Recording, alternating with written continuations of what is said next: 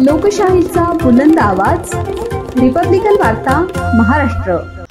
दरवर्षीप्रमाणे यावर्षी देखील ग्रुप ग्रामपंचायत तांदुळवाडी सोनवाडी या ठिकाणी दिनांक 20 जून 2025 शुक्रवार रोजी आषाढी एकादशीच्या पार्श्वभूमीवर पंढरपुराकडे पालखी रवाना झाली। आषाढी एकादशी निमित्त हजारो लाखो भाविक भक्त आजपासून पंढरपूरकडे रवाना होत असतात।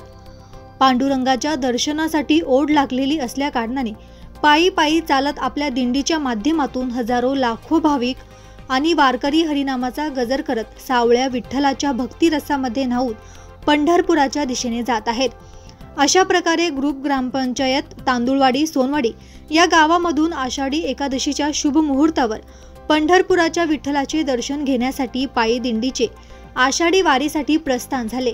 त्यामध्ये 70 ते 80 महिला पुरुषांचा समावेश होता। शांती ब्रह्म संत एकनाथ महाराजांचा तथा पंढरपुराच्या पांडुरंगाचा जय जयकार करत तांदुळवाडी सोनवाडी गावातील नाथ भक्तांनी पालखीच्या रथाचे दर्शन घेत डॉक्टर बाबासाहेब आंबेडकर चौक समाज मंदिर परिसरातून राम मंदिराकडे प्रस्थान करत महिला पुरुषांनी भक्ती नामामध्ये रंगून आपल्या आवडीच्या नगरीचे पंढरपुराचे अतिशय सुंदर असे वर्णन करत टाळ मृदंगाच्या तालावरती भक्तिगीत गाऊन कुंडलिका वरदे हरी विठ्ठल श्री ज्ञानदेव तुकाराम ज्ञानेश्वर महाराज की जय, तुकाराम महाराज की जय, संत एकनाथ महाराज की जय अशा नामाचा गजर करत परिसर दणाणून टाकला। त्यामुळे गावामध्ये आनंदमय उत्साह वातावरण निर्माण झाले। ग्रुप ग्रामपंचायत तांदुळवाडी सोनवाडी या ठिकाणी पालखी रथाचे दर्शन घेण्यासाठी जिल्हा परिषद सदस्य ज्ञानेश्वर कापसे आणि त्यांचे सहकारी आले आणि पंढरपुराच्या विठ्ठलाचे गुणगान केले आणि पंढरपूरच्या पांडुरंगाला विनंती केली की आमच्या भावी भक्त वारकऱ्यांना पालखीमध्ये पायी चालताना दर्शन घेताना कुठलेही संकट येऊ देऊ नको।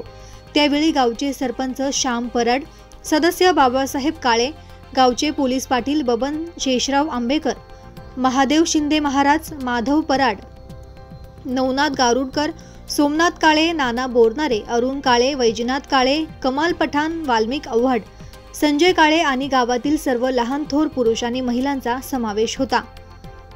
रिपब्लिकन वार्ता महाराष्ट्र न्यूज साठी पैठण प्रतिनिधी राहुल गिरे, Chhatrapati Sambhajinagar. Subscribe now and press the bell icon. Never miss an update.